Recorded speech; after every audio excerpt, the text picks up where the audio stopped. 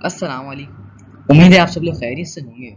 मेरा नाम मोहम्मद साद है और मैं आपके KSP 9 की पहली ऑनलाइन क्लास में खुशामदीद कहता हूँ। आइए अपने पहले लेक्चर का आगाज़ करते हैं। बिस्मिल्लाहिर्रहमानिर्रहीम। आज जिस टॉपिक पर हम बात करेंगे वो है types of writing in English literature. सबसे पहले डिस्कस करते हैं formal language. Formal language, this language is stiff and polite, it doesn't use figurative phrases और डैशेस। तो ये लैंग्वेज बहुत पोलाइट और टू द पॉइंट होती है। इसमें हम फिगर ऑफ स्पीच इस्तेमाल नहीं करते। टिपिकली हम ये लैंग्वेज यूज़ करते हैं प्रोफेशनल और एकेडमिक सेटिंग्स में। एग्जाम्पल देखें, we regret to inform you that your application has been unsuccessful. अब आप नोट करें कि इस एग्जाम्पल के अंदर फॉर्मली नोटिफाई किया जा रहा है कि आपकी एप्लीकेशन अप्रूव या सक्सेसफुल नहीं हो पाई। So this is formal language. Next is ambiguous language. Now this language is unclear in meaning, so difficult to understand. Means कि ये जो लैंग्वेज है इसकी जो मीनिंग होती है वो जो पढ़ने वाले के लिए अनक्लियर होती है, तो समझने में ये लैंग्वेज थोड़ी सी मुश्किल होती है। इसकी भी एग्जांपल देखें, she visited the bank. Now this could mean that she went to a financial institution और to the edge of a river, क्योंकि बैंक के दो मतलब होते हैं। एक तो फाइनेंशियल इंस्टीट्यूशन जो नॉर्मल हमारा बैंक HBL UBL वाला बैंक है, तो दूसरा एज ऑफ अ रिवर जो रिवर बैंक के मतलब इस्तेमाल करते हैं ना, रिवर बैंक, ये वाला रिवर बैंक है।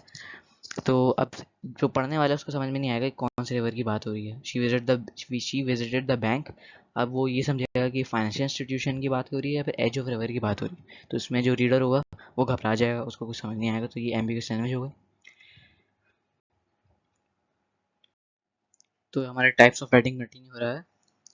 तो इसमें एक नई लैंग्वेज है, मेटाफोरिकल लैंग्वेज।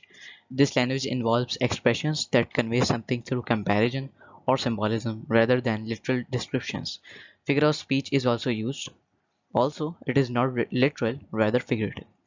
इसका मतलब है कि इस मेटाफोरिकल लैंग्वेज के अंदर जो एक्सप्रेशंस होते हैं वो इन्वॉल्व होते हैं, और ये जो एक्सप्रेशंस होते हैं जो इन्होंने इन्वॉल्व किए हैं राइटर ने, वो दो चीज़ों के दरमियान कंपैरिजन या एक चीज़ के अंदर सिम्बोलिज्म के तौर पर इस्तेमाल होते हैं, जिसकी वजह से ये लिटरल नहीं रहती, फिगरेटिव बन जाती है। और फिगरेटिव कैसे बनती है? क्योंकि इसमें फिगर ऑफ स्पीच इस्तेमाल होती है, जैसे सिमिली हो गया, मेटाफोर, पर्सोनिफिकेशंस, जो हम आपको अगले लेक्चर्स में इंशाल्लाह सिखाएंगे, बताएंगे। तो जो मेटाफोरिकल लैंग्वेज है उसमें जब फिगर स्पीच इस्तेमाल होती है तो ये लिटरल नहीं रहती, फिर फिगरेटिव बन जाती है। इसकी example, time is a thief, this suggest that time steal away moments और that it goes by quickly, not that it's literally a thief. मतलब टाइम इज़ अ थीफ, अब ये जो रीडर है वो ये तो इसमें से समझ आ रहा है कि टाइम इज़ अ थीफ। अब टाइम लिटरली अ थीफ तो नहीं है। इसका मतलब है कि मतलब ये जो है मेटाफोरिकल लैंग्वेज में, क्योंकि फिगर ऑफ स्पीच इस्तेमाल होती है, एक्सप्रेशंस इन्वॉल्व होते हैं, तो उसमें एक एक्सप्रेशन कंपैरिजन के लिए इस्तेमाल हुआ है कि टाइम जो है वो steal away moments and then it's not but not literally a thief, मतलब ये कोई चोर नहीं है। तो जैसे टाइम कभी जल्दी गुजरता है कभी तेज गुजरता है, इसी वजह से इसको तशबीह दी हुई है थीफ से टाइम को, क्योंकि time steals away moments. Next is rhetorical language. This language use to persuade someone और टू इम्प्रेस समवन।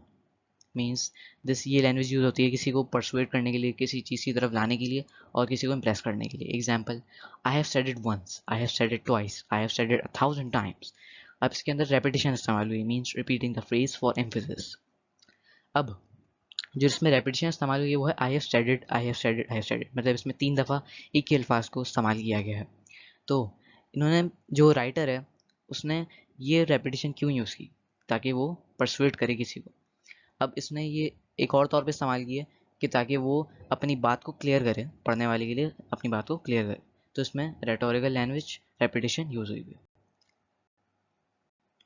तो अल्हम्दुलिल्लाह आज का टॉपिक हमारा ख़त्म होता है, और next lecture will include the recap of this topic जो अभी हमने आपको पढ़ाए हैं, एंड रिव्यू रिस्पॉन्सेज।